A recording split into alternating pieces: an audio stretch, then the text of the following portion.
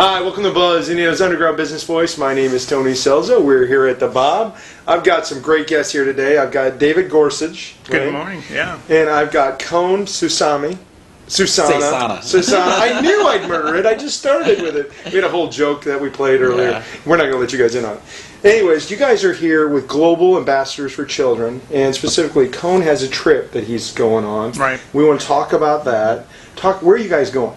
We're going to Costa Rica, October 23rd to the 30th this year. Okay, and Global Ambassadors for Children. We've gone through some rebranding, but let's talk about what is the basic mission that you guys have. Mm-hmm. What is the ministry we're trying to accomplish here?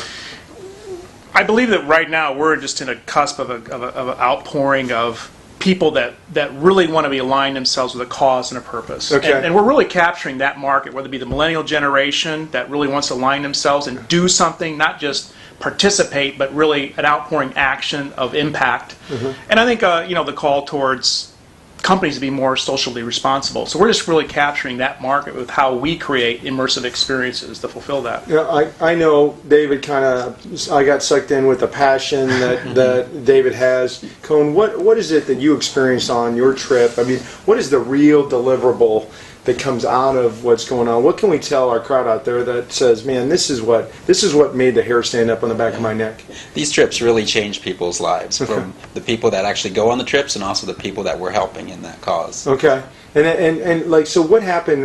Is this your first trip? No, this is actually my fourth trip leading to Costa Rica. So tell me a story about what's the best thing that happened. What was the moment it really clicked in for you? Oh, well, we've had some passengers where their life has truly been changed from the outcome, from the trip experience themselves, and some have changed their lives drastically and quitting their jobs and going down to Costa Rica to try to help in that cause, because they realize that this is such a big effort and work.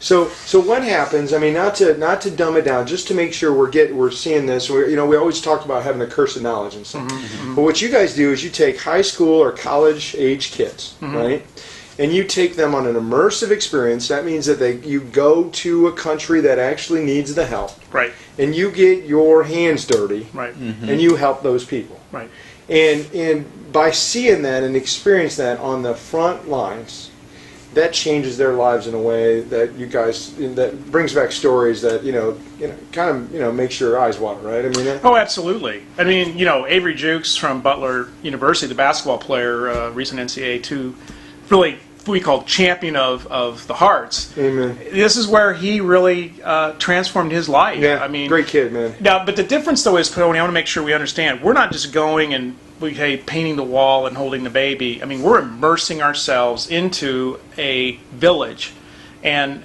more than the action, it's really what we can say is touching their heart and stirring their soul. And individuals like Khone, through that process, is really, really helping them process what's really happening within you with this experience. Well, and I think what comes out of it is what we keep talking about, is like that transformation of some. Absolutely. Is that somebody comes back and okay, yes, we're going across seas and we're helping people we don't know in countries we sometimes never heard of, but what we're doing is we're coming back transformed human beings, and because of that, we're impacting the family, the businesses of the lives here. That's the key. That's the key. We find that impact, that experience, comes back to then an outpouring of a local. We take compassion. We all have levels of compassion. Mm-hmm. Even you, Tony. I know. Yeah, I know. We all have levels of compassion, but our process helps to move it to a level of action, and that's more critically in our own local economy. And thinking about that,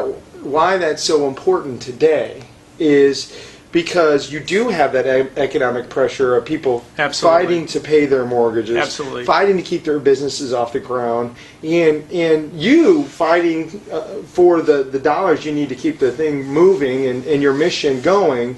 You've got to have a value proposition that speaks to the heart, and you need to train your tribe, so to speak, to go out there and bring more people on. And I think that's what you guys do so well, is people go away, they come back, and they're your soldiers. They're the Absolutely. Ones they're an advocate. Really. Become the advocate. Amen. So what is the one thing you'd like to ask everybody out there? What's the one thing we can help you with?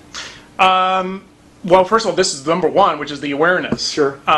Number two is, if you feel called to be a part of this in some way, give us a call. I mean, we have volunteers, we have people that feel called to contribute to us. We have different causes that we have chapters at high schools, at universities that align themselves with different affinity causes, different countries. But more importantly, we're looking to really gain our momentum in the corporate market that understands leadership development, I think, from a social cause, which is really aligning with this generation. So if you're, just to know what I was just trying to drill this down, what is the ideal connection for you? To me, it's that maybe Fortune 1000 company, maybe 1500, that the CEOs are struggling with the millennial, their younger generation, on their level of engagement. And we've earned, and by the way, the boomers and the other generations have earned that experience, or earned that relationship by laying off people and running it quarter by quarter, and that's a whole nother blog. But they have a way where they can send somebody away for a week and they can come back a leader.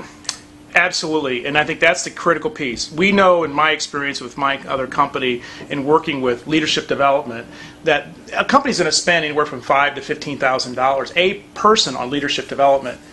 My challenge to anybody out there that's in a Fortune 1500, and if you're a leader, an executive leader, give me that millennial leader that you want to form. Give them to me for 10 days on a trip.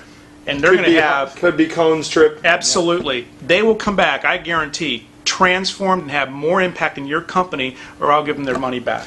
I want to throw something on top of that. If you volunteer your time, volunteer your money, volunteer your life to help this organization like we are in Rainmakers, I'm personally going to commit to whatever we can do to help your business grow, and hold us accountable to that. If you're helping Dave, you're helping us indirectly because we're on board. We're trying to get the word out about this organization. Take this video, retweet it, post it everywhere you can. Rainmakers, let's get the word out for global investors for children. I appreciate having you. Absolutely. Thank you. You've been blessed. Thank you. Yep. Thank you, Khone. Appreciate you.